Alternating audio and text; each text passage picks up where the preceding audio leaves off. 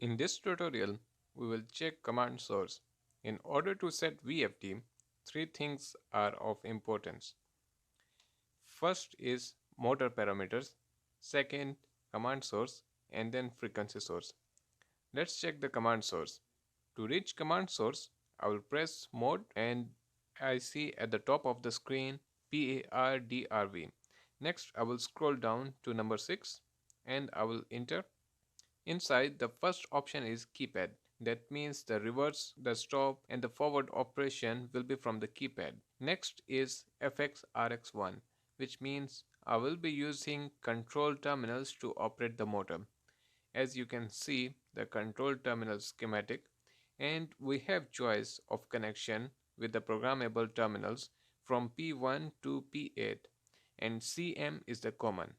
It's just a connection using a switch. By default, P1 is for forward and P2 is for reverse. Then we have FXRX-2. It's also a terminal operation, but the sequence slightly changes.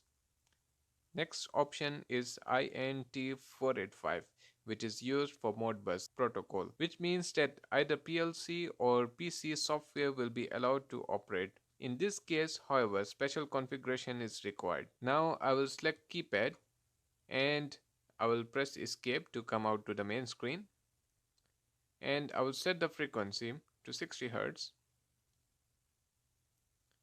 and I will press forward.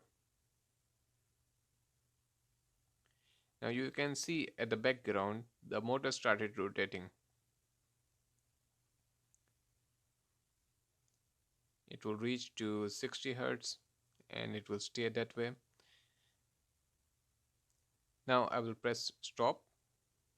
It will slowly decelerate back to 0 and I will press reverse. Now you can see the motor, it start rotating in opposite direction.